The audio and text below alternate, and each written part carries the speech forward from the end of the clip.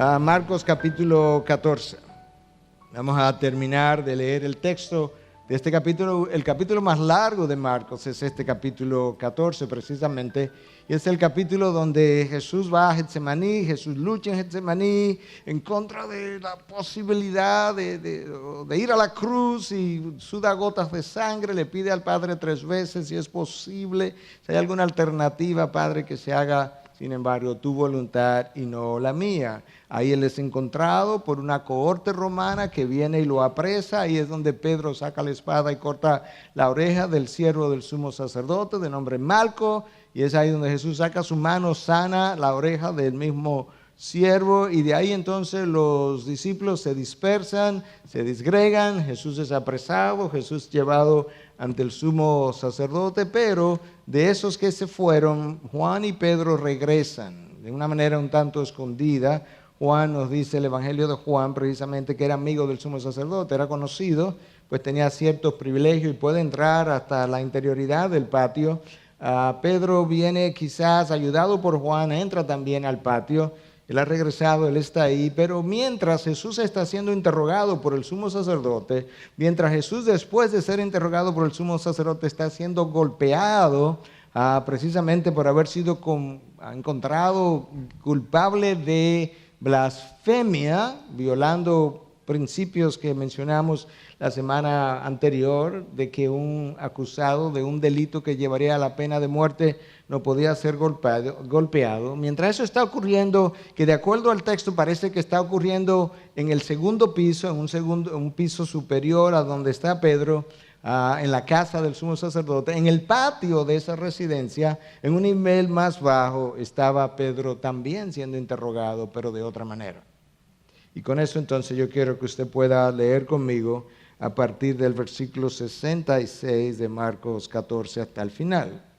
Estando Pedro abajo, se da cuenta que hay dos niveles, estando Pedro abajo en el patio, llegó una de las sirvientas del sumo sacerdote y al ver a Pedro calentándose, lo miró y dijo, tú también estabas con Jesús el Nazareno.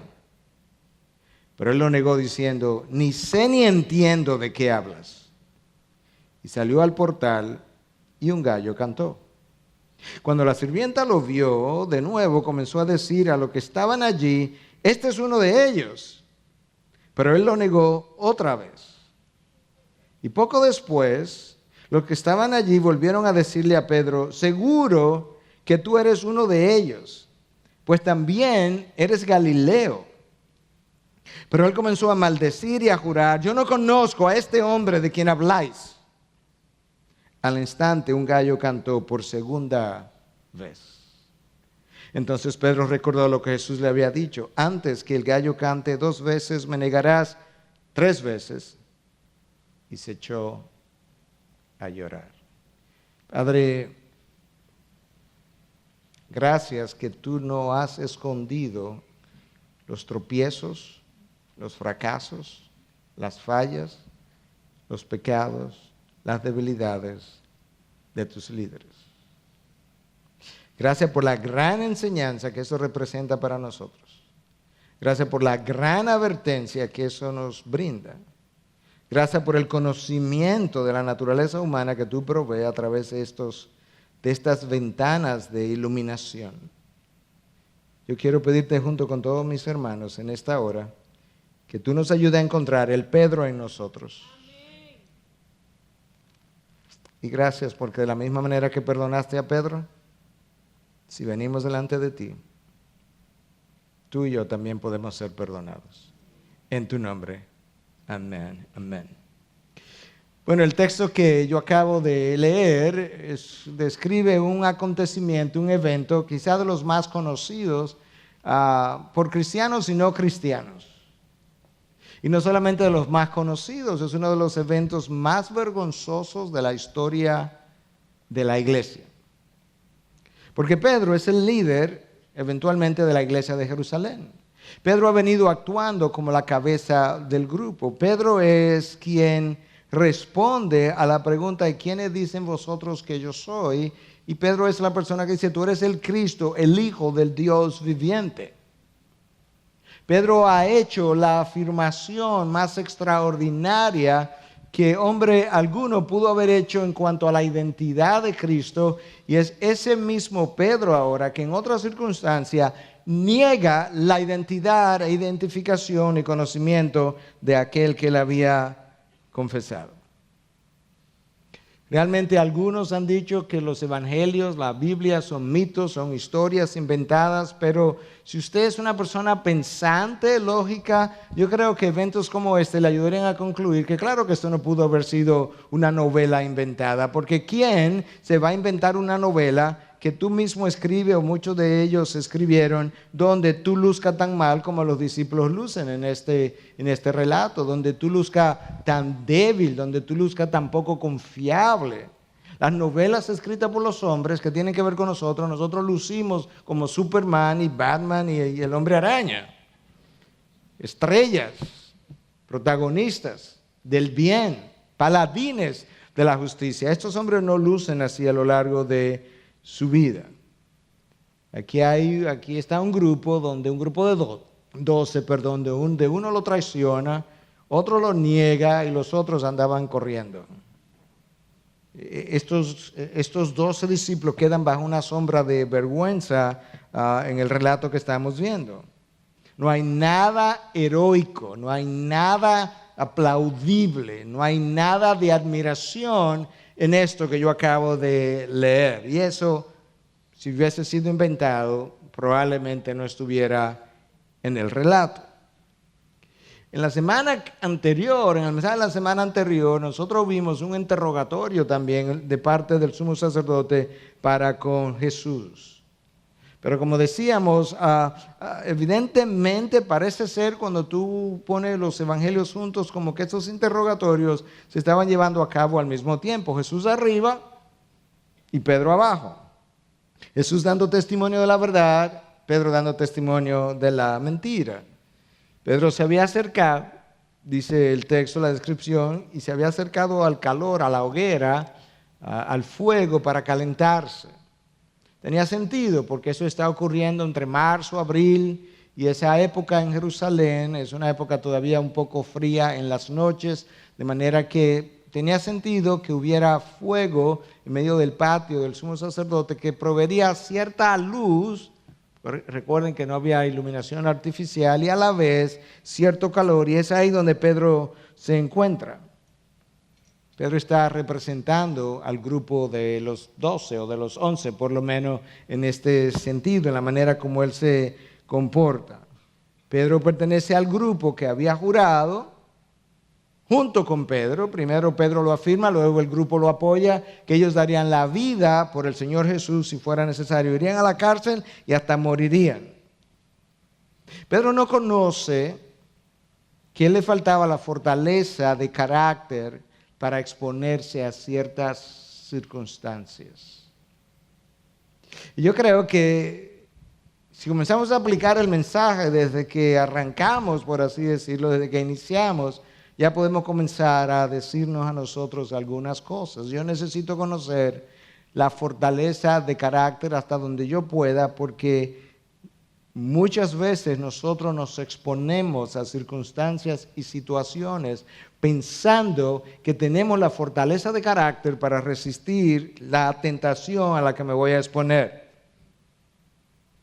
Y la realidad es que ninguno de nosotros puede vivir confiado en su fortaleza de carácter. Pero también es otra realidad que algunos pueden resistir ciertas tentaciones que otros no pueden. Rápidamente me viene como ejemplo Abraham Kuyper, fue el primer ministro de Holanda, un pastor evangélico reformado, y el poder no lo corrompió. Pero ¿cuántos han podido manejar el poder político confesándose cristiano y no ser corrompido en el camino? Eso no es una tarea fácil. Eso no es algo que todo el mundo puede manejar. De tal forma que no habría nada de malo en yo reconocer, yo no puedo manejar eso y por tanto yo no debo acercarme a esto. Y de esa forma entonces Pedro, si hubiese conocido mejor, quizás no se expone a la tentación de ser apresado, de ser identificado, ser apresado y ser juzgado. De ahí la advertencia del apóstol Pablo, que el que crea que está firme, cuídese de que no caiga. Y es un llamado a evitar la tentación. A lo largo de la palabra de Dios hay llamados recurrentes a evitar la tentación. Mi hermana mayor comenzó a decirme cuando yo estaba muy pequeño, ella no conoce el impacto que esas palabras tuvieron: si tú no quieres caer, no te exponga a la tentación. No sé cuántas veces yo oí esas mismas palabras, y esas palabras tuvieron un efecto monumental a lo largo de mi juventud. La realidad es que cuando yo comienzo a ser atraído, yo necesito alejarme de aquello que yo entiendo produce una atracción en mí. Hay cosas que te atraen a ti, pero que a mí no me atraen, y viceversa. Aquello que a mí me atrae, pero que es ilegítimo ante los ojos de Dios, es de eso que tú y yo necesitamos permanecer alejados. Nosotros tendemos a sobredimensionar nuestras capacidades. Pedro lo hizo. Aunque te abandonen ellos, yo no. Si tengo que ir a la cárcel, yo voy. Si tengo que dar la vida, yo lo hago. Pedro sobredimensionó la capacidad que él tenía para exponerse a esta tentación, y con eso entonces penetra al interior del mismo patio del sumo sacerdote donde él se encuentra ahora calentándose. Y ahí, que es como ocurren las cosas muchas veces, Pedro es sorprendido. Porque él no estaba esperando en ese momento que una criada del sumo sacerdote viniera, lo mirara y le dijera: hey, ¿tú también estabas con el Nazareno? Pedro fue sorprendido, y eso es uno de los problemas que a veces nosotros enfrentamos, es que cuando somos sorprendidos no sabemos cómo responder. De ahí la necesidad de estar alerta, y la necesidad aún mayor de evitar estar expuesto a la tentación, porque a veces es como que el Satanás nos tendiera una emboscada. Yo creo que exactamente eso es lo que le pasó a José en un momento dado, cuando la esposa de Potifar vino y lo emboscó un día, porque el texto, cuando tú lo lees, dice que un día José fue a trabajar, un día cualquiera, y la esposa de Potifar comenzó e hizo esto hasta que lo despojó de su ropa. Pedro es sorprendido, y en su sorpresa él no responde adecuadamente. Tú estabas también con Jesús el Nazareno. Es como que la muchacha estaba insinuando que ella conocía a Pedro, en algún momento lo había visto en asociación, o lo había visto como parte del grupo. Si Pedro hubiese sido honesto, si Pedro hubiese pensado de antemano lo que va a hacer si alguien le pregunta cuando se acerque a Jesús algo como esto, quizás él hubiese podido decidir qué es lo que va a responder y hubiese estado mejor preparado, pero la vida no es así. La vida está llena de sorpresas. Y la mejor respuesta de Pedro hubiese podido ser: así es. Así es. No tenía que decir más nada. Como cuando Cristo callaba y en ocasiones, ¿verdad?, responder una pregunta, dice: tú lo dices. ¿Eres tú el Cristo? Cristo dice: tú lo dices. Lo único que Pedro tenía que hacer ahora es: así es. Y en la sorpresa lo llena de temor, y en el temor escucha la respuesta: ni sé ni entiendo de qué hablas. Y salió al portal y un gallo cantó. El primer gallo que canta, o el primer canto del gallo, que no sabemos si fue el mismo gallo que cantó después, pero el primer canto del gallo debió haber sido la primera alarma de Pedro. Pedro, va en la dirección de que Jesús te habló. Pero cuando somos sorprendidos y en medio del temor no tenemos idea de lo que nos está pasando. Pero Pedro responde de una manera sumamente enfática. En el original, aparentemente esto es todavía más enfático, porque lo que Pedro responde con dos verbos distintos, como que nos hablan de que él está tratando de comunicar dos cosas diferentes. Ni sé, dice Pedro, ni sé, como la parte teórica, Jesús, ¿quién es Jesús? Yo no lo conozco. Pero tampoco entiendo de qué hablas. En otras palabras, ni sé quién él es, ni sé por qué tú me haces esa pregunta. Está la parte teórica y está la parte práctica. No lo conozco. ¿Y por qué tú vienes donde? ¿Quién soy yo? ¿Por qué tú vienes donde mí a preguntarme una cosa semejante? No entiendo de qué habla. Con su respuesta, Pedro está tratando de distanciarse lo más posible de Jesús. Primer distanciamiento, no lo conozco, no sé. Segundo distanciamiento, yo tengo tan poco que ver con ese grupo que ni sé de qué tú estás hablando. Te das cuenta que aquí hay una doble respuesta. Por eso es que es importante detenernos. Yo no tengo nada que ver ni con él ni con ese grupo quizá, porque no tengo idea de qué hablas. Y Pedro comienza a distanciarse ahora de la persona de Jesús. Primero lo hace en palabra, pero en el texto leemos que él lo hace también geográficamente. Él se remueve y se va al portal. Esa es la respuesta humana. La respuesta humana a las crisis, a los problemas, es alejarnos del problema, como si alejarnos del problema, dejar el problema en un lugar y yo me alejara de él, cuando en realidad, como el problema está dentro de mí, alejarme del problema simplemente hace que yo traslade el problema. Y ahora el problema no está al lado del fuego, está en el portal donde Pedro se acaba de trasladar. La prueba a la que Dios había sometido a Pedro no ha terminado. Por eso la muchacha no ha terminado el interrogatorio y este interrogatorio no ha de terminar todavía, porque las pruebas que Dios permite tienen un propósito de llevarnos hasta un momento donde yo pueda descubrir lo que Dios está tratando que yo conozca. Pero todavía no está ahí, de tal manera que el interrogatorio va a continuar un poco más.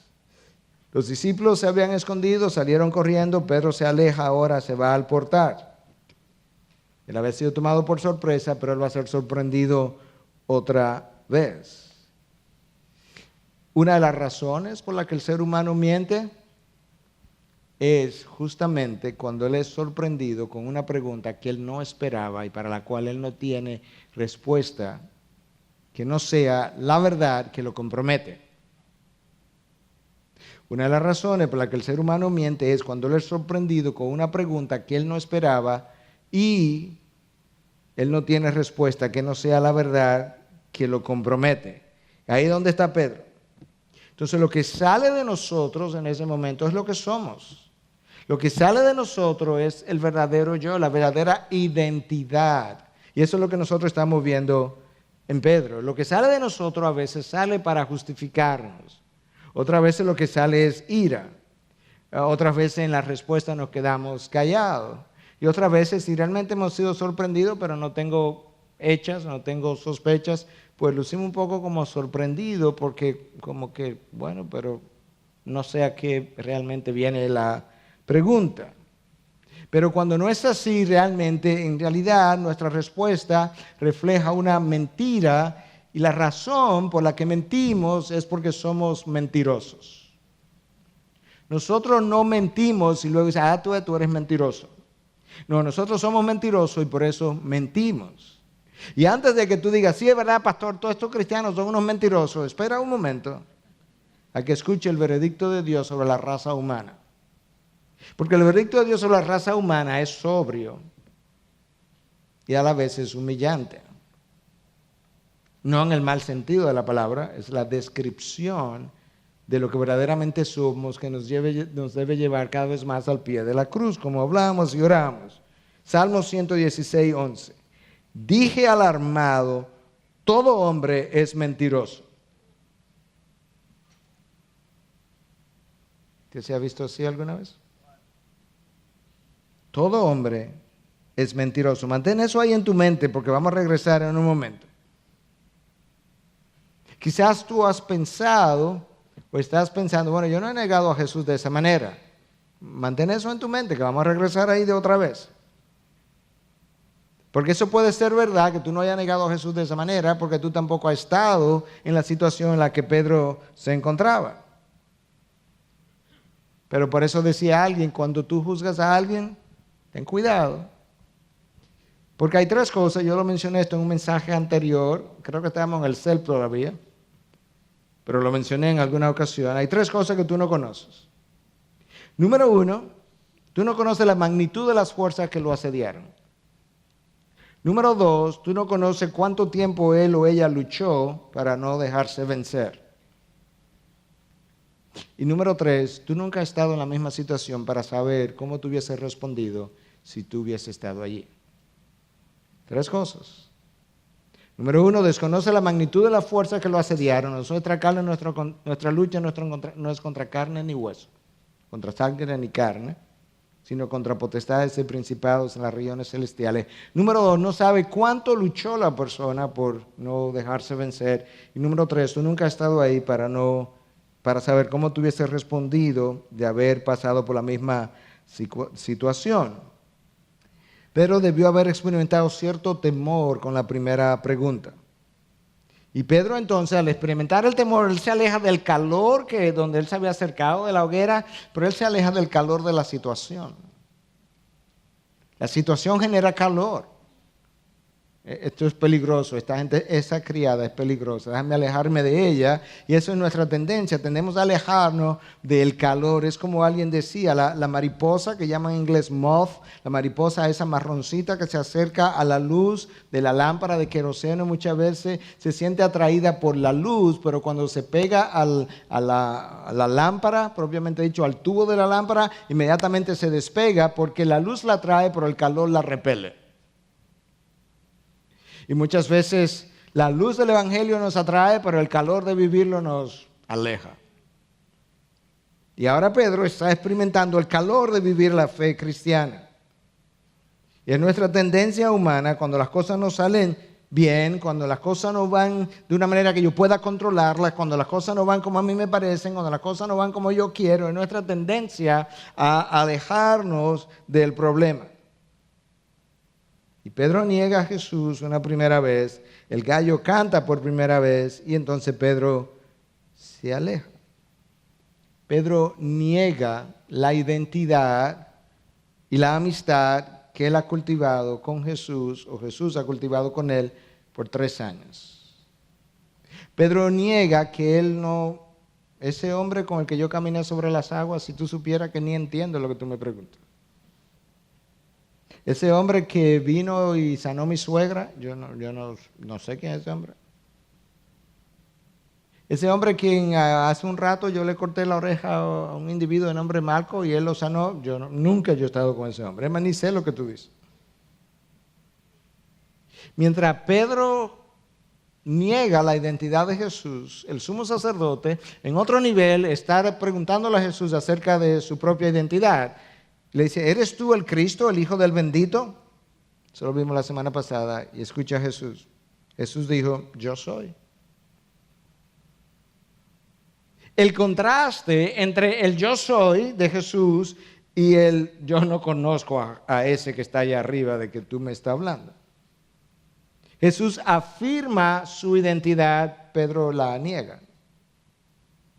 Jesús, por otro lado, representa la verdad. Pedro, por lo menos en ese momento, está representando la mentira. Y en cierta manera, Jesús representa, en toda la manera, Jesús representa la divinidad humana, la naturaleza humana, y Pedro nos representa a nosotros, nuestra naturaleza humana, divina, Jesús, humana, Pedro. Jesús es la verdad, pero ahora Pedro es la mentira. Y eso es donde estamos. Estaban siendo interrogados por personas humanas, por una criada de un sumo sacerdote, pero estaban a prueba por Dios. Eso es como yo tengo que ver la vida. Nosotros vemos la vida muy horizontalmente, muy humanamente. Siempre el otro, el humano, el hermano, la esposa, el hijo, el vecino son los culpables, pero yo tengo que entender que frecuentemente eso puede ser horizontalmente. Verticalmente yo estoy bajo prueba. Verticalmente yo estoy bajo disciplina, verticalmente yo estoy bajo observación, verticalmente yo estoy bajo disciplina en ocasiones, verticalmente yo estoy bajo formación de carácter en estas circunstancias. A Jesús le está yendo bien desde el punto de vista del Padre, no le está yendo bien desde el punto de vista del hombre, porque lo están abofeteando, pero le está yendo bien desde el punto de vista del Padre. A Pedro le está yendo bien desde el punto de vista del hombre, porque no le han dado una galleta todavía, una bofetada, pero le está yendo muy mal desde el punto de vista de Dios. Pero muchas veces nos sentimos bien cuando nos va bien con el hombre, aunque nos vaya horrible con Dios. Pedro ha comenzado a fallar. Jesús permanece en la voluntad del Padre. Pedro es infiel a su promesa de no abandonar al Señor. Cristo está siendo fiel a lo que Él le dijo al Padre en Getsemaní, que se haga tu voluntad y no la mía. Entonces ahora Pedro, aquí está la hoguera, aquí está el fuego, aquí lo interrogan, este lugar es peligroso. Pedro se va y se va al portal, pero él se quiere quedar más o menos viendo qué es lo que va a pasar con el Señor. ¿Qué tú piensas? Señor, Dios no ha acabado con la prueba, pues allá fue la criada. Cuando la criada, versículo 69, lo vio, de nuevo comenzó a decir a los que estaban allí. Ahora las cosas se están complicando, porque el primer interrogatorio, la primera pregunta fue como ella y él. Tú no estabas con el nazareno, como medio privado. Pero ahora es como un Mateo 18 esto, porque de uno en uno, pero ahora como de uno en uno tú no has confesado. Ahora ella le dice a los demás, escucha, cuando la criada lo vio, de nuevo comenzó a decir a los que estaban allí, este es uno de ellos. Ella comenzó a involucrar a otros ahora como potenciales testigos, él es uno de ellos. Como que había un cierto interés de parte de la criada del sumo sacerdote, como de hacer que Pedro confesara, o de que a Pedro se le aprendiera, o de que a Pedro se le interrogara, de que Pedro lo subieran allá arriba donde tenían a Jesús. Y así somos nosotros. Nosotros muchas veces tenemos una opinión, tenemos un veredicto, tenemos un juicio, y es nuestro. Pero como que llega un momento que yo necesito que otros me acompañen en el veredicto, en el juicio, porque de esa manera yo me siento reforzado, me siento apoyado, y entonces salgo a buscar ese apoyo. Esa es la naturaleza humana. Tú lo ves en Pedro, pero eso no es de Pedro, eso es de nosotros, los hombres y mujeres caídas. Entonces necesito refuerzos. Y ahora ella se siente reforzada. Mientras tanto, mientras esto está ocurriendo, la fidelidad de Pedro está siendo pesada en una balanza. La naturaleza humana, su carácter, su veracidad, todo eso está siendo pesado. Su llamado, su compromiso con su llamado está siendo pesado por Dios. Pedro no pasó la primera prueba, pero no va a pasar la segunda prueba tampoco. Porque yo tengo que hacer algo después de la primera prueba. Si tomo un examen en el colegio, en la universidad, y no lo paso, yo tengo que hacer algo para pasar el segundo examen. Yo tengo que estudiar. Bueno, quizás en el caso de Pedro no ha habido suficiente tiempo para reflexionar y que su carácter cambie, pero justamente esa es la razón por la que estamos seguros que él no va a pasar la segunda prueba, porque es muy pronto. Él ni siquiera se está percatando de lo que está haciendo en cierta medida, y entonces cuando ella le pregunta y le dice a otros que están alrededor, mira, este es uno de ellos, que dice el texto en el versículo 70, él lo negó otra vez. Claro.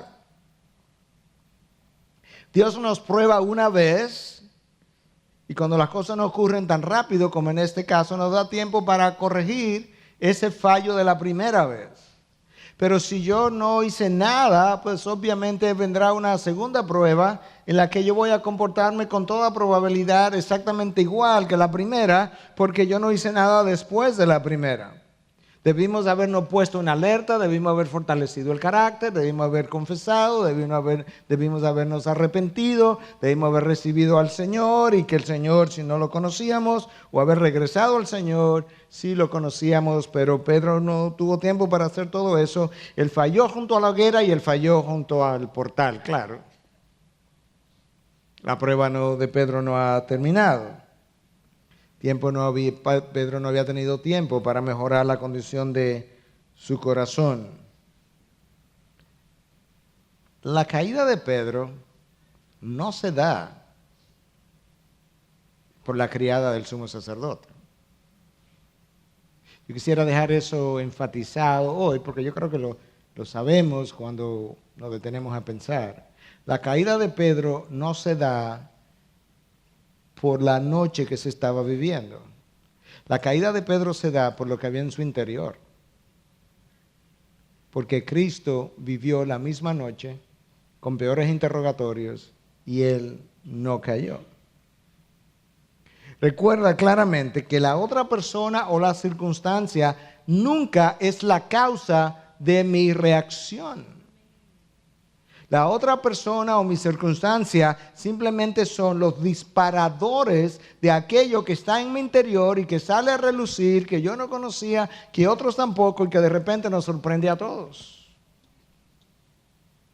Si tú puedes entender eso, tú vas a poder crecer mucho más en tu vida de santificación. Porque hasta que yo no me apropie de lo que hago y de lo que sale de mí para llevarlo al trono de la gracia, confesarlo como pecado, ir en arrepentimiento, pedir perdón, pedir el trabajo de Dios, yo siempre voy a encontrar excusa en las circunstancias y en otros para las reacciones que yo tengo de parte mía. Segunda negación. Y poco después de la segunda, versículo 70 todavía, los que estaban allí volvieron a decirle a Pedro. Ahora son los que estaban allí, ya no es la criada, ya no es la criada diciéndole a otro, ahora resulta es que los otros están involucrados. ¿Y qué le dicen? Seguro que tú eres uno de ellos. Ya no es una pregunta, seguro. Aquí habemos mucho. Porque también eres Galileo. Los galileos no lucían diferentes al resto de los judíos, pero tenían un acento distinto, según la historia, según la tradición, y por tanto eran conocidos. Es como vivir en nuestro país y decirle a alguien, tú eres ibaeño, o tú eres del sur, o tú eres capitaleño, porque hay un acento, hay una I, hay una L, hay una R, que en esas regiones se enfatiza. Ya en esta tercera vez hay un grupo que lo identifica. Y ahora le dicen incluso, ese es Jesús de Nazareno, pero es Jesús de Galilea, y tú eres Galileo, y te hemos visto con él, tú eres uno de ellos, seguro que tú eres uno de ellos.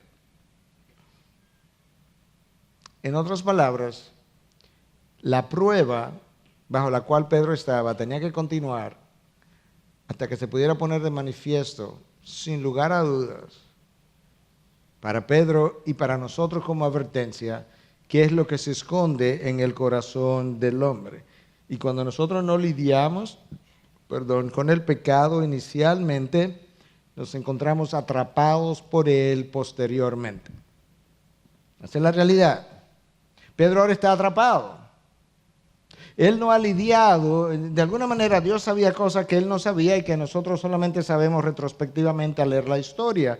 Pero Pedro no había lidiado con su falta de veracidad y compromiso interior. Y por eso Cristo le anuncia de antemano, Pedro, antes de que el gallo cante 2 veces, tú me vas a negar 3 veces. Y esa falta de transparencia y veracidad, Pedro la lleva posteriormente, incluso más allá de la resurrección, cuando Pablo tiene que pararse públicamente en una ocasión y confrontarlo y llamarle hipócrita, porque se había dejado de juntar con los gentiles. Debilidades que tenemos a veces en un área del carácter, Pedro la exhibió otra vez, quizá no del mismo tamaño, de la misma intensidad, posteriormente, pero cuando yo no lidio con esa área, yo termino siendo atrapado por el mismo pecado con el que yo no trabajé. ¿Qué tú esperas que Pedro diría? Primera reacción de Pedro, no sé ni sé de qué tú hablas, ni entiendo de qué tú estás hablando. Segunda negación. Pedro, simplemente el texto dice, Pedro volvió a negarlo. Tercera negación. Yo me imagino que en este momento Pedro está más atemorizado, las adrenalinas están más altas, está más intimidado, y está más dispuesto entonces a hacer cosas que normalmente él jamás hubiese imaginado que él sería capaz de tal cosa. Y escucha la respuesta. Él comenzó a maldecir y a jurar, yo no conozco a este hombre de quien habláis. Pedro se vuelve prosaico y antibíblico. Él maldice. Las palabras en el original pudieran implicar que Pedro juró haciendo uso del nombre de Dios. Imagínate que ese hubiese sido el caso. Se vuelve prosaico. Él llama maldiciones sobre sí mismo. Es como que la idea, la intensidad en el original, algunas de las traducciones, como la Nueva Versión Internacional lo tiene de esa manera, dice que Pedro comenzó a llamar maldiciones sobre a sí mismo. Es como que yo dijera, que me maldiga Dios si yo estoy hablando mentira. Es algo así. ¿Te das cuenta hasta dónde podemos llegar? ¿Hasta dónde puede llegar un apóstol? Y a jurar. Te lo juro por Dios, quizás dijo. O por algo, por mi madre o no sé quién. Pero eso no fue suficiente. Déjame enfatizarte lo que acabo de jurar. Yo no conozco a este hombre de quien habláis. Pedro ni siquiera se atreve a pronunciar el nombre de Jesús. Yo ni siquiera conozco a este hombre, ni sé yo cómo se llama. Wow. Ah, pastor, pero qué bueno que yo no soy Pedro. No, qué bueno que tú no has estado en los zapatos de Pedro. Primera reacción, primera negación más o menos privada. Segunda reacción, ya había un grupo involucrado, por lo menos de testigos de oído, cuando la muchacha comienza a decirle a los demás. Y la tercera reacción ahora es después de una acusación del grupo, pero es abierta y es desafiante. Maldice, jura, yo no conozco a este hombre. Pero tú no puedes olvidar que quien está diciendo esto es el que no hace mucho, cuando Cristo le preguntó, ¿quién yo soy? Tú eres el Cristo, el Hijo del Dios viviente. Bueno, pero si ustedes se quieren ir, se pueden ir. ¿Y a dónde iremos? Todo esto es Pedro. ¿A dónde iremos, Jesús? Tú tienes palabra de vida eterna. Pedro ha sido puesto al descubierto. Número uno, él ha sido puesto al descubierto de que él es amigo de Jesús. Él quizá no lo quiera admitir, pero él es amigo de Jesús. Él es de ese grupo. Él es Galileo. Tú hablas como ellos. Y Pedro ha sido puesto en descubierto que él es mentiroso. Él no lo sabía. Pedro ha sido puesto en descubierto que él es infiel, hay infidelidad en su corazón, él no lo sabía. Él no está dispuesto a ir a la cárcel con Jesús. No es verdad que él está dispuesto a dar la vida por el Maestro. Pedro acaba de probar que el salmista tiene razón. Todo hombre es mentiroso.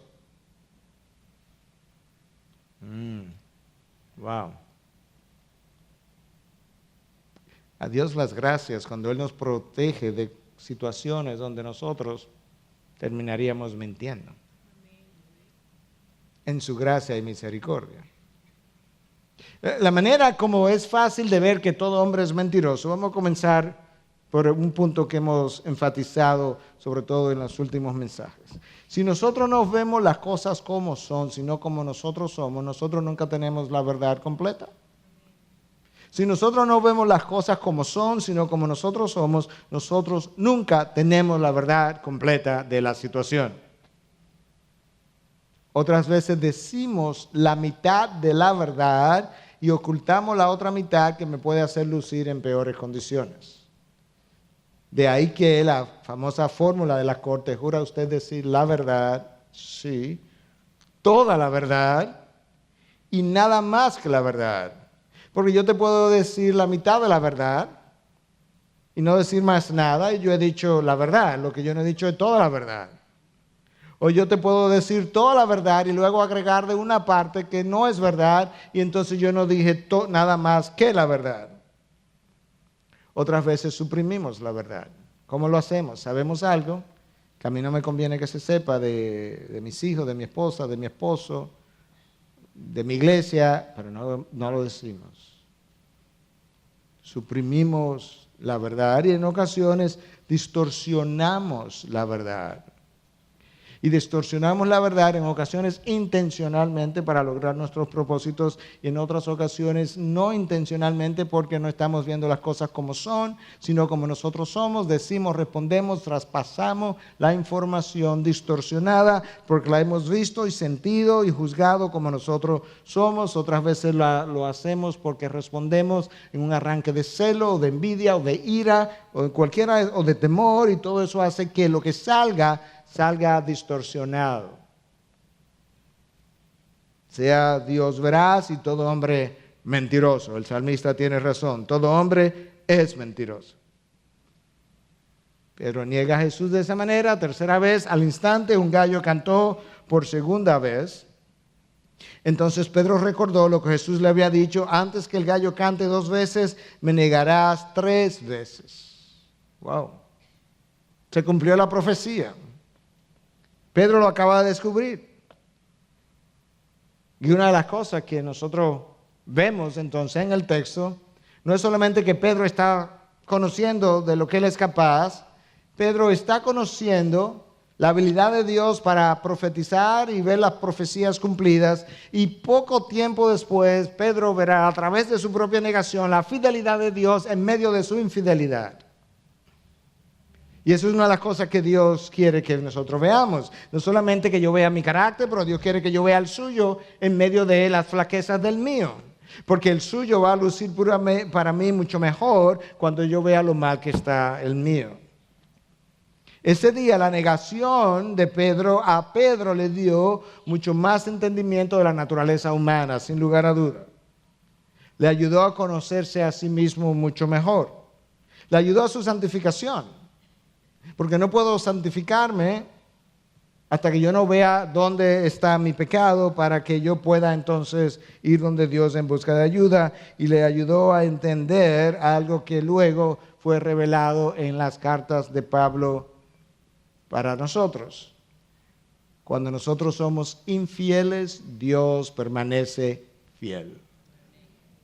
Pedro está conociendo de la naturaleza humana, Pedro está conociendo de la naturaleza divina. Por eso decía Juan Calvino que toda verdadera sabiduría consiste de dos cosas: conocimiento de Dios y conocimiento de uno mismo. Toda verdadera sabiduría consiste de dos cosas: conocimiento de Dios y conocimiento de uno mismo. Pedro está creciendo en verdadera sabiduría. Él está aprendiendo acerca de Dios, Cristo, que está siendo juzgado y no niega nada de lo que él es, y está conociendo acerca de su propia naturaleza. Pedro llegó a su punto de quebrantamiento, y tú tienes un punto de quebrantamiento. Tú tienes un punto de quebrantamiento donde tú mentirías. Tú tienes un punto de quebrantamiento donde tú cederías. Tú tienes un punto de quebrantamiento donde tú te quebrarías. Y yo también. Y yo digo eso no es simplemente por una observación psicológica de los hombres, es porque la palabra declara algo como eso. Escúchalo en 1 Corintios 10:13.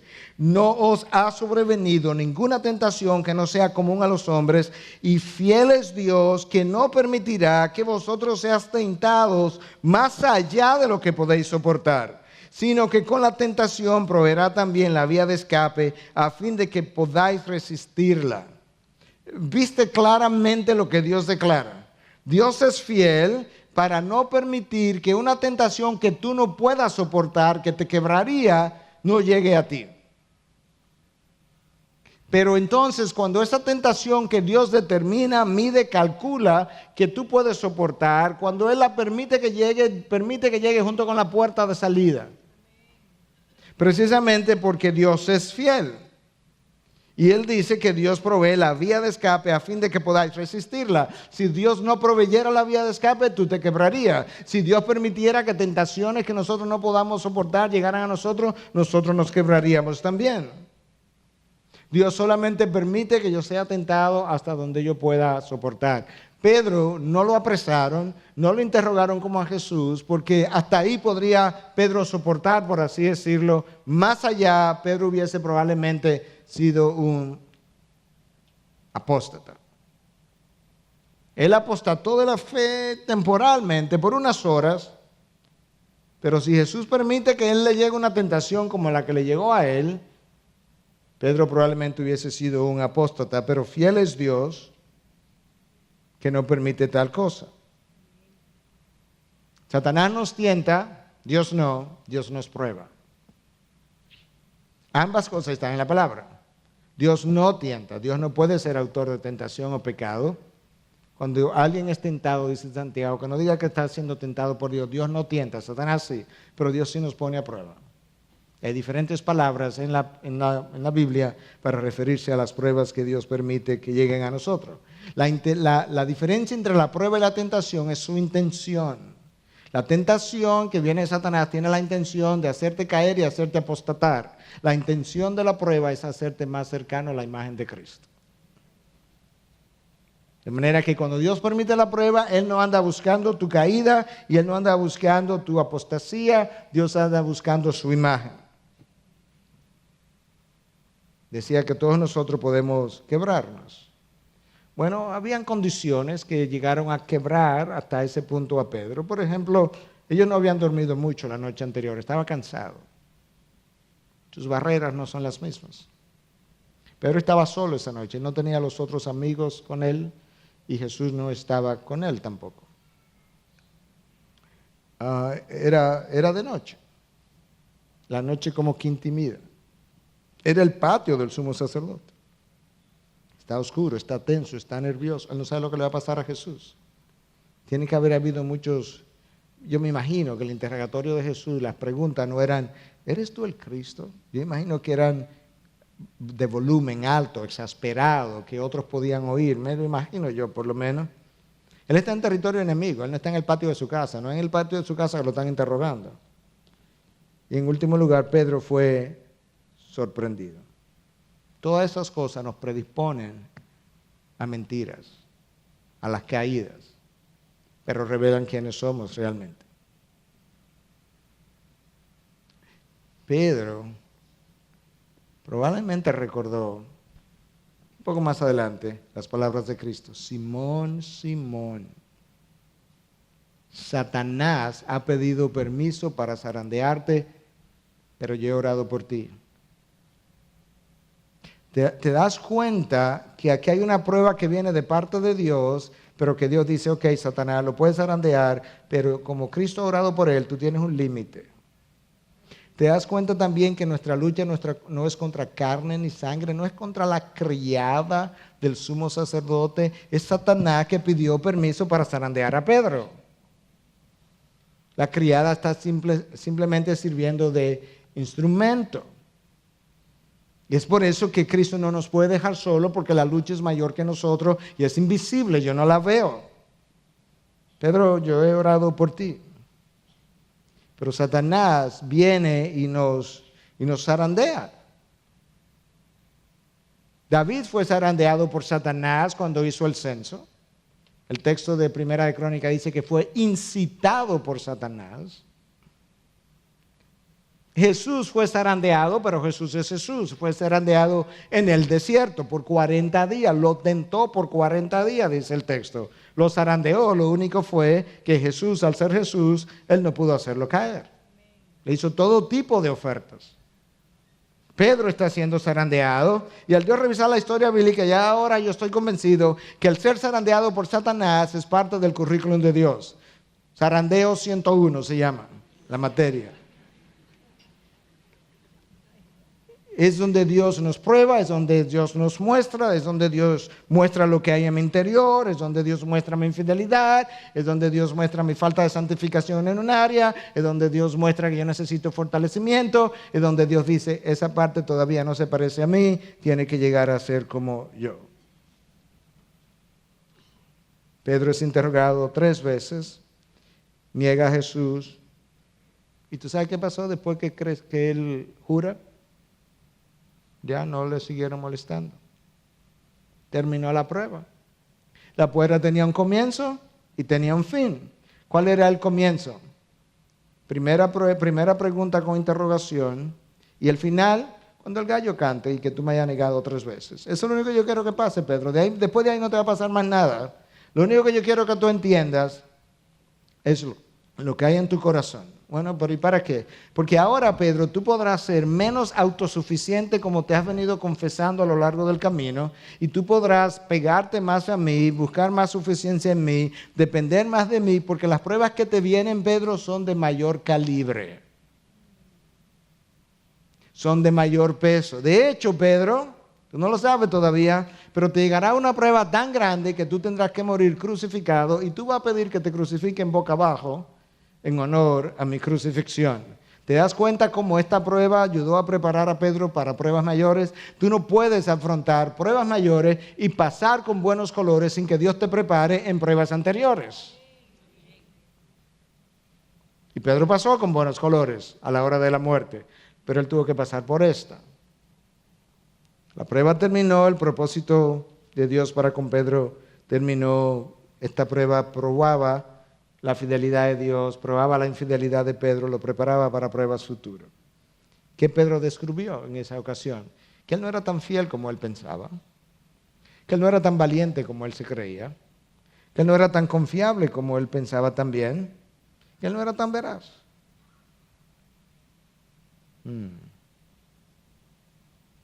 Nosotros negamos a Dios también, negamos a Jesús, porque mentimos. Mentimos de diferentes maneras y mentimos por diferentes razones. Una de las razones por las que mentimos es miedo a las consecuencias. Ahí estaba Pedro, ¿qué me va a pasar? Entonces mentimos. Otra de las razones por las que mentimos es temor a la desaprobación. No quiero sentirme desaprobado, como cuando Pedro no quería juntarse con los gentiles. Cuando llegaron los judíos y él no se quería sentir desaprobado con los judíos, entonces él dejó de juntarse con los mentiras. Eso no era una mentira verbal, pero eso era una mentira de acción, porque él estaba tratando de comunicarle a los judíos: no, yo no me junto con ellos, fíjate que no estoy con ellos. Entonces mentimos muchas veces porque tenemos temor a la desaprobación o queremos la aprobación del otro. A veces mentimos para encubrir el pecado, como lo hizo Adán, como lo hizo David. A veces nosotros mentimos por avaricia, por dinero, como lo hizo Judas. La traición de Judas fue una mentira. Rabí, un beso. Un falso testimonio, una mentira. Y una de las más frecuentes, mentimos para no pasar vergüenza. En el año 1987, muchos de ustedes no conocerán los detalles, pero cuando ocurrió el famoso escándalo del Irán contra Affair, como se le llamó en Estados Unidos, el periódico Washington Post hizo una publicación, hizo varias, pero en su última edición de ese año llamó 1987 el año de la gran mentira. Hicieron una encuesta, el 92% de los encuestados respondieron que habían mentido para no pasar vergüenza. Y el 98% había mentido en otras ocasiones para no herir al otro, porque nos volvemos teólogos y piadosos también, ¿no? Que no quiero herirlo. Prefiero herir a Dios y ofender a Dios antes que herir al otro. Tenemos diferentes formas de mentir también. A veces calumniamos.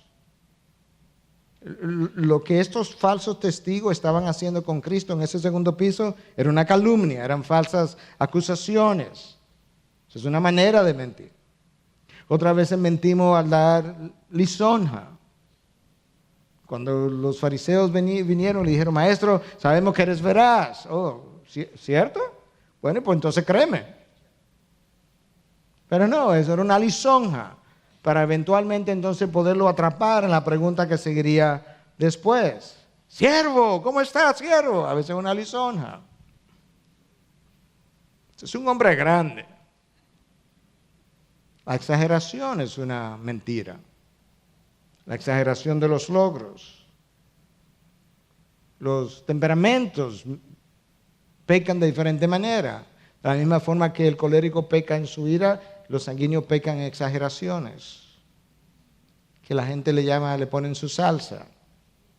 Pero son exageraciones. El resentimiento nos hace muchas veces mentir también.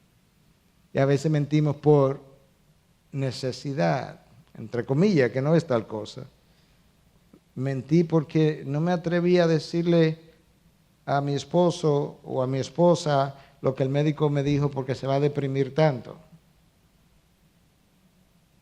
Eso es una mentira por necesidad, pero no es una mentira que Dios pueda aprobar. Y a veces mentimos desplazando la culpa de mi persona a otra persona para yo sentirme entonces liberado. El problema es que la mentira me identifica con Satanás, el padre de mentira. La verdad me identifica con Dios. Ese día, en esos dos interrogatorios, está Jesús en el lugar alto aquel, siendo identificado con Dios Padre. Y aquí abajo está Satanás, por lo menos temporalmente, está Pedro, por lo menos temporalmente, mientras Satanás los zarandeaba, identificándose con él, el padre de toda mentira. El texto paralelo de Lucas dice que cuando Pedro terminó de negar a Jesús, entonces el Señor se volvió y miró a Pedro. Yo no me imagino lo que esos ojos sobre ese rostro de Pedro debieron haber transmitido. Y no creo que haya sido una mirada de odio, para nada. Yo creo que fue más bien una mirada Te lo dije, Pedro. ¿Lo viste, Pedro? ¿Te conoces, Pedro? ¿Entiendes, Pedro, lo que necesitas de mí? ¿Ves dónde estaba Pedro? ¿Ves lo que creía que eras, Pedro? Entonces Pedro salió y el texto de Lucas dice que lloró amargamente. Si no conociéramos nada más, todavía no sabemos si Pedro está arrepentido. Hermanos, lágrimas no es arrepentimiento.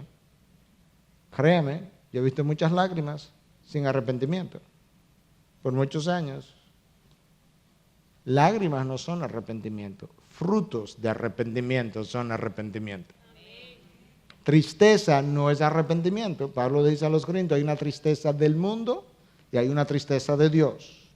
La tristeza de Dios es la que produce fruto de justicia.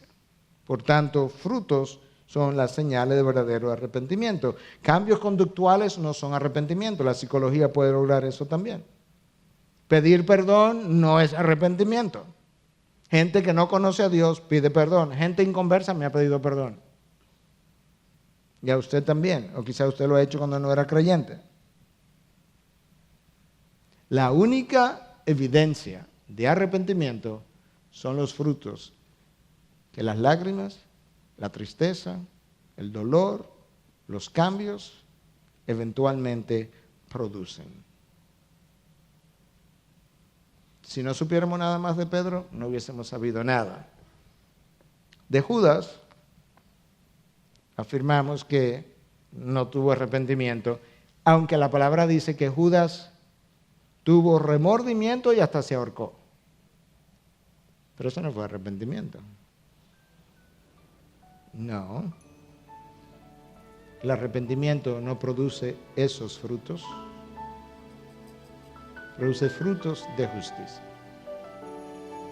Que Dios nos ayude no solamente a ver mi carácter, que al ver mi carácter aumente mi entendimiento de cuánto lo necesito. De cuánto necesito vivir dependiendo de Él, caminando con Él, orando, pidiendo su ayuda en reconocimiento de lo poco que soy y de lo mucho que Él es.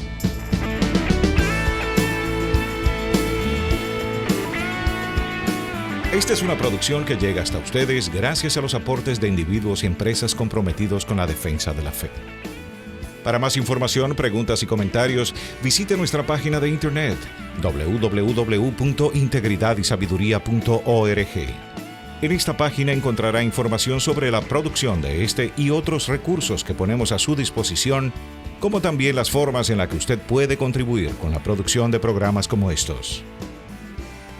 Les invitamos nuevamente a visitar nuestra página de internet www.integridadysabiduría.org. Será hasta la próxima, cuando nos reencontremos en su palabra.